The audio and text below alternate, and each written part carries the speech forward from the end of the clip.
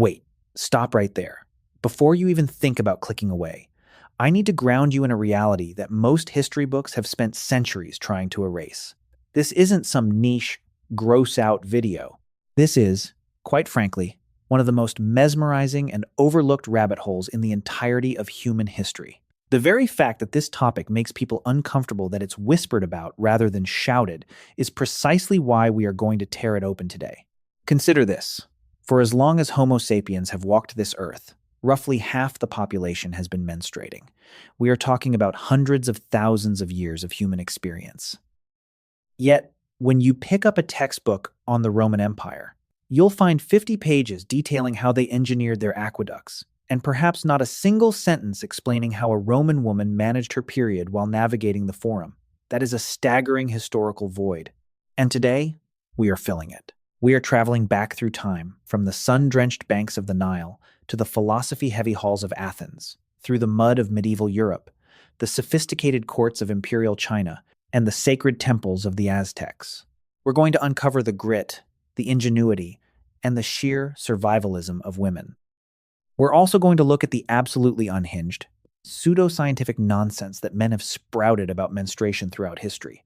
Stuff so ridiculous it might make you want to hurl your phone into the nearest body of water. This is the narrative that has been suppressed for 10 millennia. Let's dive in. First, let's dispel a myth. Menstruation isn't some modern medical condition. I know, what a shocker. However, for centuries, ancient cultures didn't treat it as basic biology. They treated it as a supernatural phenomenon. It was a volatile cocktail of fear, reverence, and absolute gibberish that dictated how women were allowed to exist in their own societies. Before we look at the pads and the herbs, we have to understand the cultural cage women were kept in. In the ancient world, your period wasn't just about hygiene. It was about social survival. In many cases, it was about literal life and death. Societies tended to fall into one of two camps. They saw menstruation as deeply sacred, or they saw it as dangerously impure. How a culture answered that question determined whether a woman was treated like a goddess or a leper for 5 days a month. Let's begin with ancient Egypt, because as usual, the Egyptians were light years ahead of everyone else. They are one of the first civilizations to leave us a written receipt of their lives. The Ebers Papyrus, a medical scroll dating back to 1550 BCE, doesn't shy away from gynecology. It documents conditions and treatments with a clinical eye that was rare for its time. So, what did a woman in the shadow of the pyramids actually use? The prevailing archaeological theory is that they used softened papyrus, the same material used for their famous scrolls, as a rudimentary pad. It makes perfect sense. Papyrus was the ubiquitous kitchen foil of the ancient world. It was cheap, accessible, and once processed, surprisingly soft. Researchers also point to rolls of fine linen. This was the gold standard. Linen was absorbent, breathable, and most importantly, reusable. It was practical and efficient, very on-brand for a civilization that mastered architecture and complex dentistry. But the cultural aspect is what's truly fascinating. In Egypt, menstruation wasn't a mark of shame. It was intrinsically linked to the cycles of the Nile. The flooding of the river, which brought life to the desert, was seen as a divine pulse, much like the female cycle. Women weren't banished to huts. They were seen as connected to the goddess Isis. They lived their lives with minimal interruption, a stark contrast to what was brewing across the Mediterranean. Enter ancient Greece, the birthplace of democracy, philosophy, and some of the most spectacularly wrong ideas about the female body ever committed to parchment.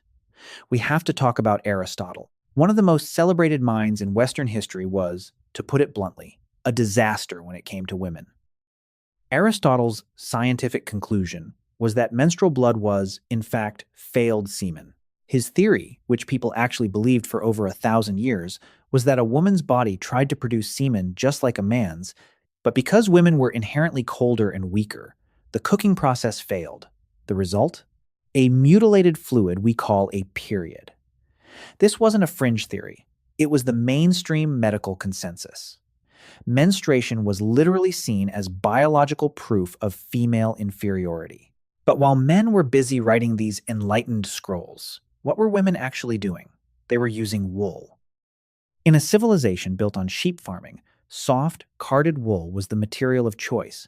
Historians believe Greek women fashioned small wool plugs or pads. These were, for all intents and purposes, the world's earliest tampons. While the word tampon has various linguistic roots, the concept of internal absorption is ancient.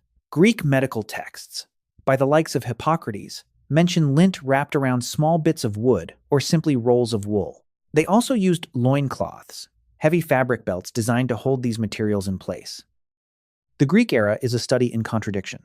You had brilliant physicians like Hippocrates viewing menstruation as a vital sign of health, while philosophers like Aristotle were busy explaining that women were essentially broken men. Then we have Rome, the civilization of concrete, law, and Pliny the Elder.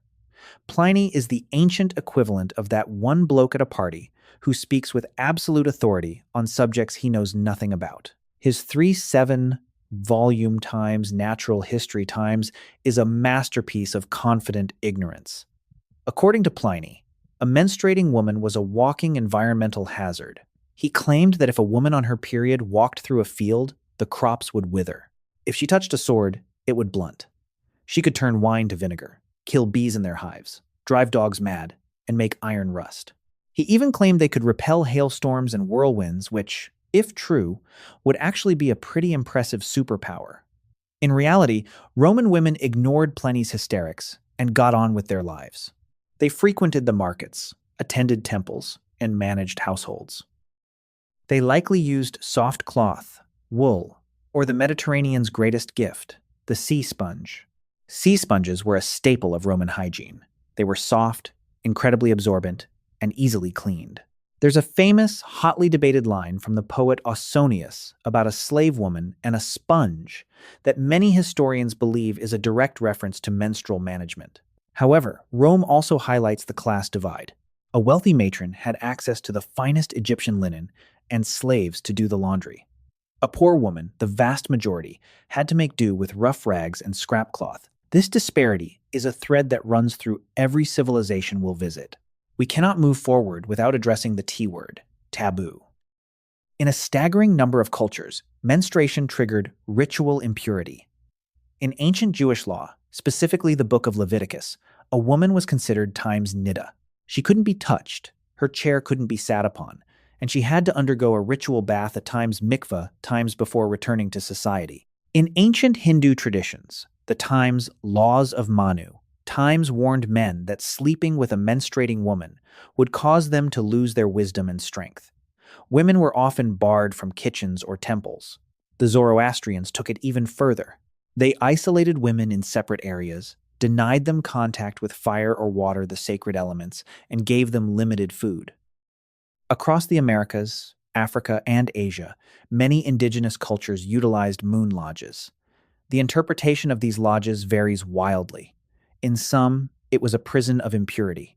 In others, it was a sacred retreat, a time when a woman was at her peak spiritual potency, far too powerful to be around the ordinary energy of the village. Regardless of the why, the how remained the same. Women managed their cycles in these spaces using whatever the earth provided: moss, soft leaves, or woven animal hair. Fast forward to medieval Europe. Now, the Middle Ages have a reputation for being filthy, and to be honest, it's somewhat earned. For the average peasant woman, free bleeding was often the reality. When you're wearing 3 layers of heavy, dark wool skirts and working in a field all day, the fabric simply absorbs the flow. It wasn't glamorous, but it was functional. Wealthier women used rags, the origin of the phrase, on the rag. These were linen scraps, held up by a girdle or belt. The fascinating part of the medieval era is the medicine. They followed Galenic theory, believing the body needed to purge excess humors. Menstruation was seen as a vital, natural cleansing. If a woman's period stopped, doctors panicked. They believed the toxic blood would back up and cause madness or death. Because of this, medieval herbalists were experts in emmenagogues, herbs used to force a period to start. They used parsley, pennyroyal, and artemisia. We now know many of these plants contain compounds that actually stimulate uterine contractions. These women weren't just guessing. They had a sophisticated, empirical understanding of botany. While Europe was messing about with humors, China was treating the female body as a complex, holistic system. Traditional Chinese medicine, TCM, didn't see women as broken men. They saw the female cycle as a fundamental indicator of qi times, energy, and blood health. Doctors would analyze the color, consistency, and even the scent of menstrual blood to diagnose internal imbalances. By the Tang Dynasty, 600–900 CE, Chinese women were using highly developed menstrual belts. These were silk or cotton pouches, often beautifully embroidered for the upper classes, designed to hold absorbent paper or cloth. They even had integrated undergarments that look remarkably like the ancestors of modern period pants. They also had a deep well of herbal formulas, many of which are still used today to manage cramping and flow. It was a system built on observation and respect for the cycle, rather than the fear-based models of the West. Then there are the Aztecs and the indigenous nations of the Americas. Tragically, much of this history was burned by colonizers, but we have fragments. The Aztecs believed menstrual blood was a potent ritual force. Women likely used the fibers of the Maggi plant, the same plant used for agave and textiles. Maggi fiber can be beaten until it's soft and highly absorbent. In North American tribes, the Moon Lodge was often a place of profound community. It was a monthly women's council where stories were passed down and the community's future was discussed while the men handled the physical labor. It wasn't a punishment, it was a sabbatical. Now, here's the kicker: the modern disposable pad. It didn't exist until the late 1800s. Johnson & Johnson released Lister's towels in 1888, and they were a total flop. Why? Because Victorian society was so repressed that women were too embarrassed to walk into a shop and buy them from a male chemist. It wasn't until after World War I, when nurses realized the cellulose bandages used for soldiers were incredibly absorbent, that the Kotex brand was born in 1921. They had to launch a massive advertising campaign just to convince women that hygiene wasn't shameful. Think about that. For 99.9% of human history, women navigated the world using nothing but their wits, some linen, and a few handfuls of wool or moss. So, what have we learned from this journey through time? First, women were never passive victims of their biology. In every corner of the globe, they engineered solutions. They shared secret knowledge. They built systems of support. Second, the biggest hurdle for women wasn't the lack of technology. It was the weight of culture. When society decided periods were dirty, women's lives were restricted. When society saw them as sacred or natural, women thrived. The material wool, silk, papyrus stayed the same. Only the stigma changed. Third, our history books are biased. They tell us who won the wars, but they don't tell us how the mothers of those soldiers lived their daily lives. The fact that we have museums full of rusty swords, but almost no mention of the rags that half of humanity used every month, is a massive historical oversight.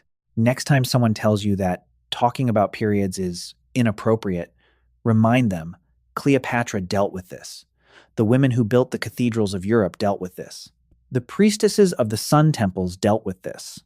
It is the most universal, ancient, and resilient story in our history, and it's about time we started telling it.